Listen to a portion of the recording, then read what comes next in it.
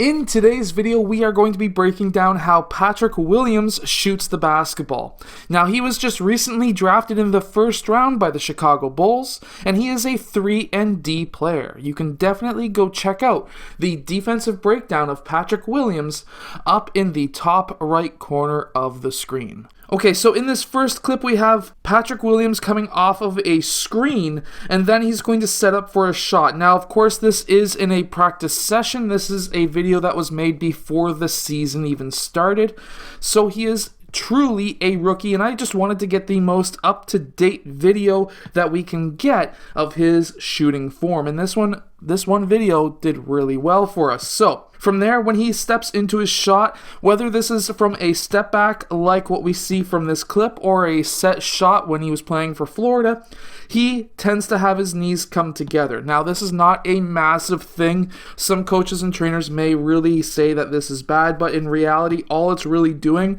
is creating more strength for him. He probably has more stronger muscles on the outside of his legs versus the inside, which is why a lot of players bring their knees together. We even see this in set shots as well, but just not as pronounced. Next, we do see that his left foot is facing towards the rim while the right foot is slightly facing left of the net, yet when he does take a lot of set shots, this is a lot more straighter, yet still slightly tilted.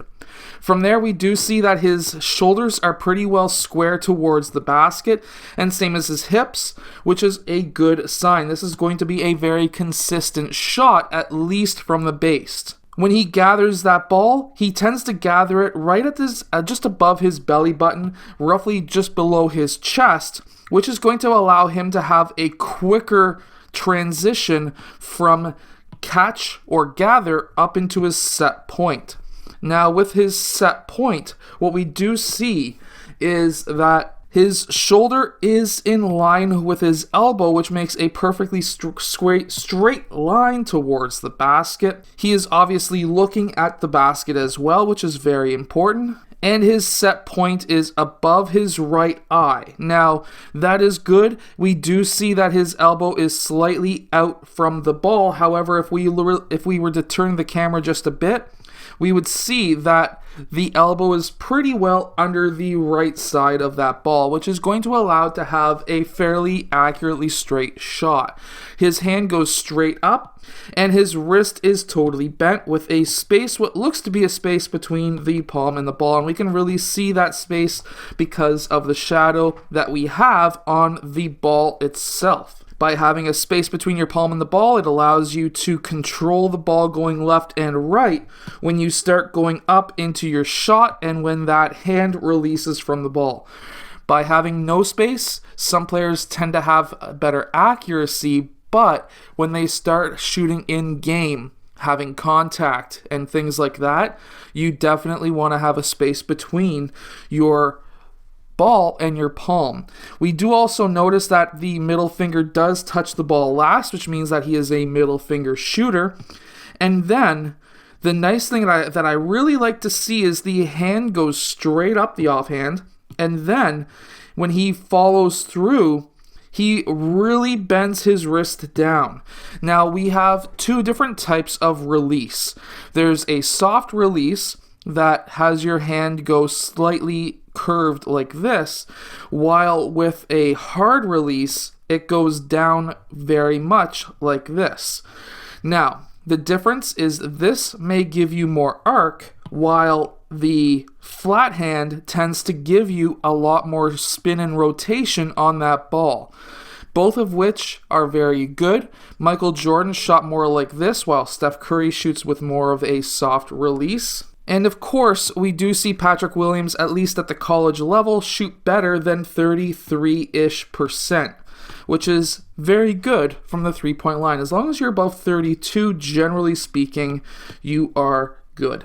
Now, when he does shoot this ball, as I was saying with setup shots, his feet are both facing towards the rim. This is very, very good. And we do see that that right side foot does slightly tilt in some cases. towards the left side, but in this video he is pretty well straight towards the net.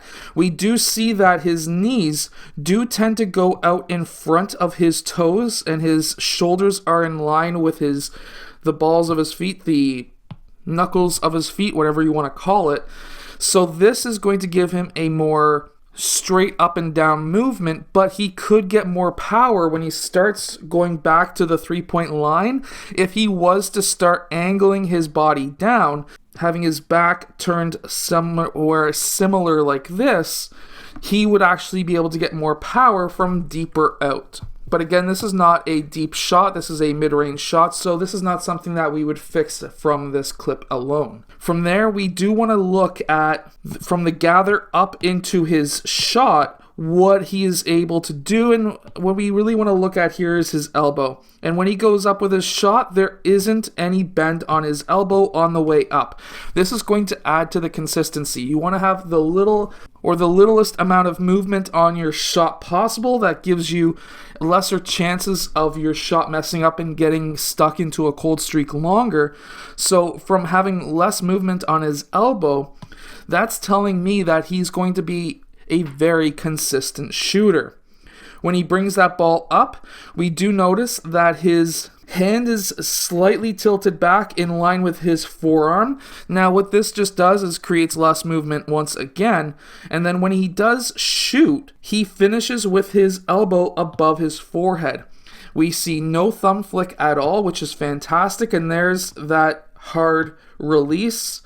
Now he does bring his arms down, his off arm down quite early, but he does leave his shooting arm up, which is fine. There's nothing wrong with that at all. And as we can see from this clip, his elbow is pretty well underneath that ball when it comes to in line with the net. If you want to try to shoot without a thumb flick, definitely have this type of shot formation, elbow underneath that ball, elbow in line with the shoulder to the rim, and then watch this offhand. Really get it into your mind to release that offhand like that. Get that thumb back first, and then release that ball. This is a great shooting form. Patrick Williams may be one of the best defenders in the league coming up very soon, but I also think that he could be a very good knockdown shooter as well. I hope that you have enjoyed today's video. If you have, hit that like button and subscribe, and I'll see you guys again next time.